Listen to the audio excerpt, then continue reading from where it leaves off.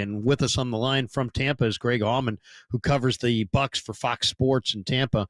And he's with us on the UMA guest line to talk a little bit about Sunday's matchup. Hey, Greg, thanks for the time. Oh, no, thanks for having me. Hope you're doing well. Hey, I'm doing fantastic. Well, let's talk a little bit about the injuries on your guys' side before we get into McCaffrey and the Niners, because I was looking at I saw Baker didn't practice a lot this week. He's got a toe. How serious is that? I don't think it's that serious. I think it's something they've kind of the whole team, honestly, they've taken it very, very easy this week. Two walkthrough practices, Wednesday and Thursday. They played Monday night, so it's a short week, so you're always worried about kind of the physical recovery aspect of a short week. I think Baker will be fine. He might scramble less, and he's a guy that likes to scramble, but they didn't even have him on the final injury report, so I don't think it's anything too limiting, just something to kind of be aware of. How about, I watched that Kansas City game last week, and it seemed like at the end there, they just kept going to Sterling Shepard, and I forgot what good ball skills and what a solid receiver Shepard really is. He doesn't have great speed, but he sure can catch the football. But he's also dinged up, and I saw he didn't practice this week that much. Is he going to go in the game? I think he'll be fine. He had the hamstring before last week, so it's something that he played through in that game. He should be fine. One of their other remaining healthy receivers, they don't have that many, is a rookie named Jalen McMillan. He has a hamstring. He's probably a question mark. He was inactive on Monday. They don't have Chris Godwin, who's gone for the season. They don't have Mike Evans, who's been ruled out. He's coming back from a hamstring. They're down like 4 or 5 receivers. So it's definitely, I know San Francisco's dealt with that as well, but that's definitely probably where they're hit hardest by injuries right now. Yeah, Cade Otton is a major threat for them, and he's been a favorite of Mayfield's. Number one threat in the red zone. Led the team against Kansas City. Caught 8 balls for 77 yards. Pretty good football player, smart, tough. Yeah. Definitely Mayfield's, top tight end over the last, or top target, I should say, over the last, 2-3 weeks. He's had 258 yards receiving in the last 3 weeks, most among any tight end in football. Tell us about Otton. It seems like when Baker's dropping back to pass without Evans and Godwin, this is the guy he's looking for. Yeah, I think it's 3 straight games with at least 8 catches and at least 75 yards. It's like Gronk, I think, is the only guy with a longer such streak, since he's been in the league. Just a reliable guy. Baker definitely trusts him in the red zone. I think he has 3 touchdowns in the last 3 weeks. When they scored that tying touchdown with a minute left Monday night, the first and goal play was the throw to Otton that was low and missed. So, no, it's probably his most reliable target right now. I mean, he and Sterling Shepard go back to college, so he's known him for a long time. But Otton's a guy they're going to use a lot. I think tight end is something he's comfortable with. They don't really use the tight end more than him. He's kind of the one they use. But like you said, the numbers in the last 3 weeks, he's been the number one target ahead of any of the receivers. Yeah, and from what I can tell, they're using him a lot out of the slot in the recent weeks. 15 catches for 180 yards out of the slot just since the Ravens game. And they put him in motion a lot. Smart player, tough player. It'll be interesting because the Niners are good against tight ends, but they've really struggled against receivers coming out of the slot this year, giving up almost 83 yards a game, bottom third of the league. So to me, it seems like stopping Otton's going to be a big, that's one of the big to-do list things. What about the running backs? Is there any rhyme or reason to how they use their kind of 3-headed running back monster in the backfield? Yeah, it's kind of a work in progress. I think that they lean on Rachaad White and Bucky Irving the most. Sean Tucker, it's funny, Sean Tucker, 4 weeks ago, was NFC Offensive Player of the Week, had 192 yards against Saints. And he literally is on the field for 6-7 snaps a game. They just can't get him in. But Rachaad White, great pass-catching back. Bucky Irving is probably the best rookie running back in the league, maybe him or Tyrone Tracy with the Giants. Both of them catch the ball well. They'll put them both in where they're both in at the same time. They call it the pony package with 2 backs in the game, and they'll flare one of them out as a receiver.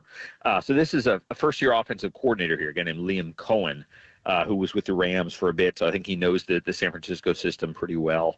And he's done really well. I mean, they're remarkably. They had a good coordinator last year in Dave Canales, who's now the Carolina head coach. But they're substantially better as an offense scoring, even though they've now gone a month without Mike Evans and Chris Godwin, who are probably their best 2 offensive players. Yeah, and it's really changed the team since they left. I mean, and as you would imagine it would, right? Evans is a Hall of Famer. Godwin's having a phenomenal year. They're both prolific receivers. You just can't take 2 receivers like that away and not feel it. You're going to feel it. I'm kind of interested to know what Bowles did practice-wise this week. I mean, I watched them against Kansas City on Monday. I thought they battled like crazy. But, man, the 49ers have a major rest advantage. Niners are coming off the bye. This is a short week for Tampa. And not only that, I was looking at the box.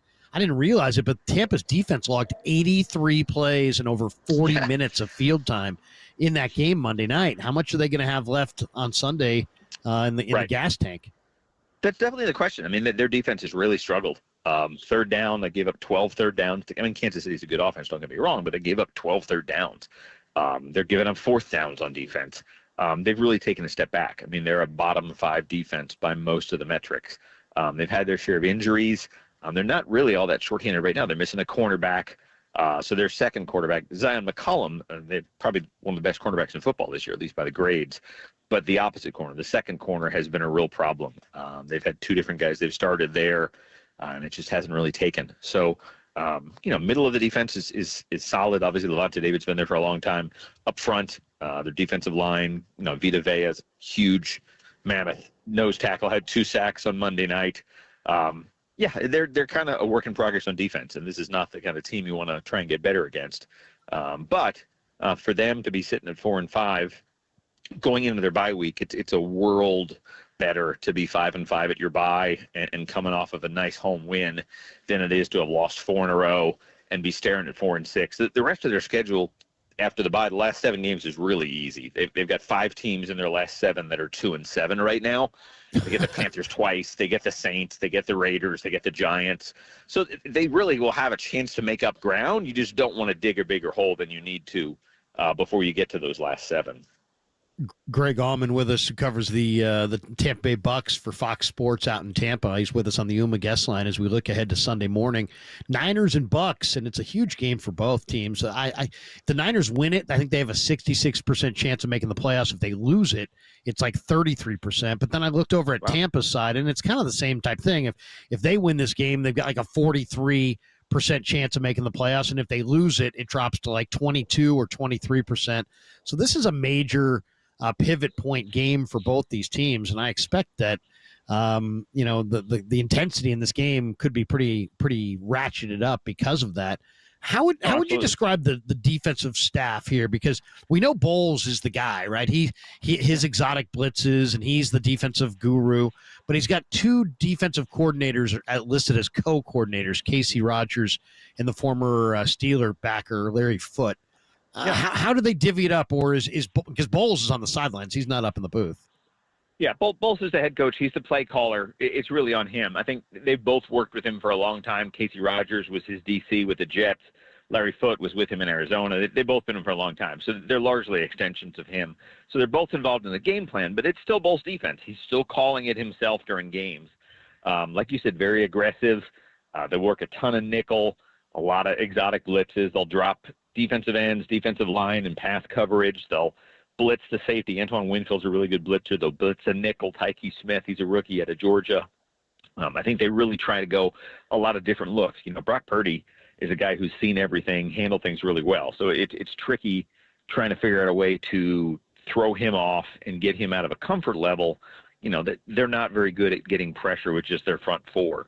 I think that's one of those where I think they have 25 sacks, which is actually a nice number. It's probably one of the best things they do defensively, but only 5.5 sacks are from their outside linebackers. I mean, it's coming from defensive linemen inside. Vita Vea leads them in sacks. Their linebackers will blitz. Their goal, I guess, is to get pressure from everywhere, so you don't know where it's coming from, so it's harder to protect. But again, it's been something they've struggled with. A lot of games where they're giving up 30, 35 points a game right now, and that's a tough recipe. Even when they're playing as well as they are offensively, that's not a recipe for winning consistently.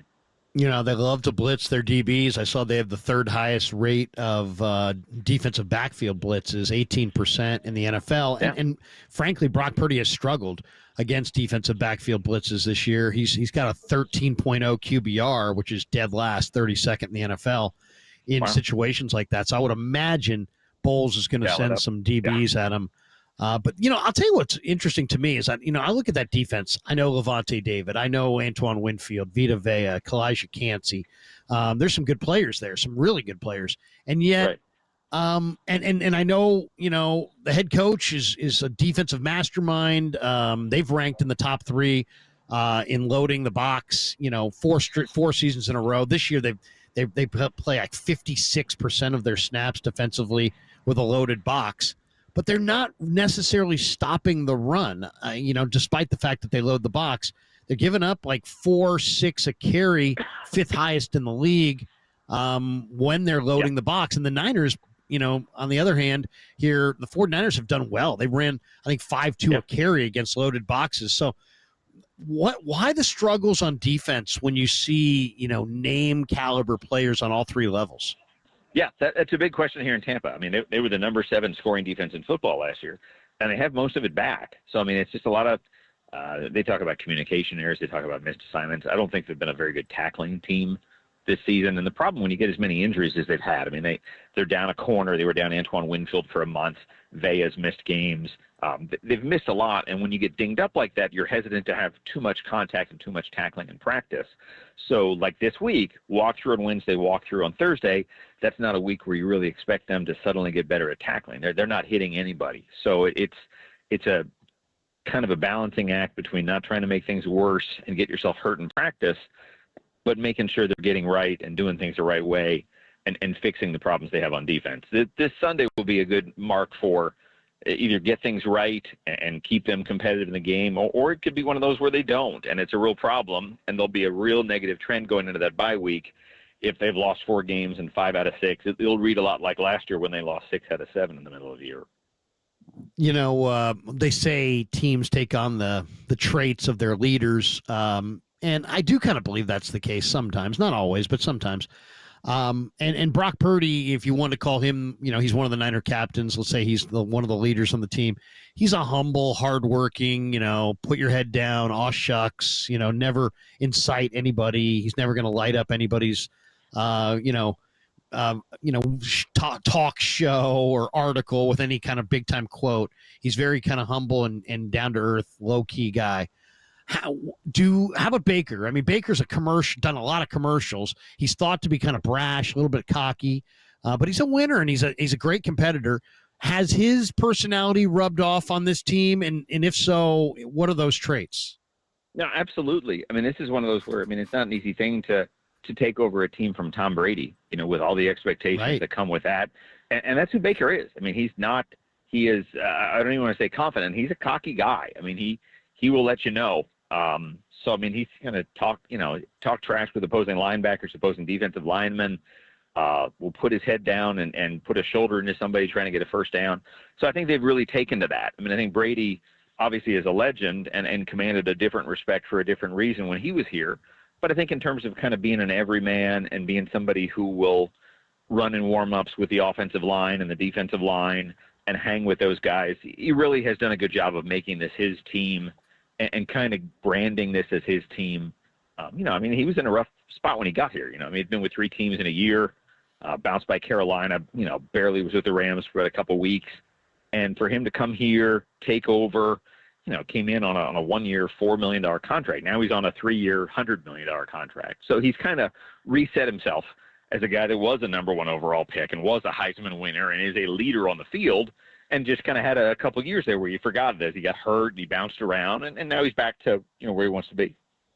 Yeah, I mean, he's playing really well. I mean, and if anything, guys like Sam Darnold and Baker Mayfield are almost advertisements for maybe the NFL needs some kind of a minor league system, because there's an awful lot of young quarterbacks who have, are considered, have that bust label, let's just say. And guys like Baker and Darnold have cast that thing aside and said, no, that was premature. I got there's another act to this play.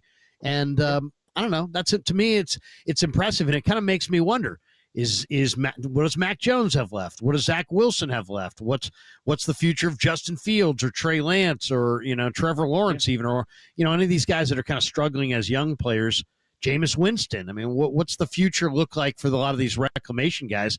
Kind of makes you wonder how many other guys in the league who maybe are just not on the right team and the right situation would be a lot better if put in a better situation. Right. Well, and it's one of those where, quarterbacks, there's not a way to do quarterback inexpensively. It's either putting a top 10 draft pick into somebody or giving them $50 million a year. So to have something like Darnold, who's a bargain this year, to have Mayfield, who was a year ago, Geno Smith was kind of that guy. If you can find the middle ground and find somebody who's been a starter that you think you can get more out of, absolutely. All those guys you mentioned are going to be, free agents and cheap guys at about 25 years old, between Mac Jones and, like you said, Fields. I think you don't know which out of that group is going to be the next one to join this list, but one of them probably will be. How solid is this regime, by the way? I mean, I know Bowles. I saw a list this morning of, the next NFL head coach who's going to be fired, and it was like Bowles was like 5th on the list, and I thought to myself, well, this guy's very accomplished, and if he did get fired, man, he'd get another job very quickly. The GM, I think, is pretty talented as well. How solid is the regime right now with ownership, or are they under the gun? Yeah, I mean, I think if they really were to struggle, if they finish, 6-11, 7-10, or something like that, they might be in trouble. But I think that the end of this season shapes out where they should have a good chance to be back at 8, 9, 10 wins, competing for a wild card. It's tricky. I mean, again, they set the bar high. You have Tom Brady here, you win a Super Bowl, they've won 3 straight division titles. And that's not something they've done in this franchise ever before this run. So you kind of set the bar at a new high. I think Bowles is probably okay right now. Again, this time last year, they're 4-7, and everyone's worried about Todd Bowles getting fired. And then they win 6 out of 7 to finish the season. They win a playoff game. And, I think if they're probably not going to catch Atlanta right now. They're essentially 3 games back with 8 games to play, and that's tough to catch up. But if they're, back at 8, 9 wins, I think he's probably okay. Jason Light, has pretty much put together everything about this team, so I think he's okay as well. But again, they got to get things done here the next 2 months. I've actually got to take a call here and run, but thank you again for having me on tonight. Hey, Greg, thank you for coming on. We appreciate you. Greg Auman from Fox Sports in Tampa stopping by, giving us a little thumbnail sketch on the Buccaneers. And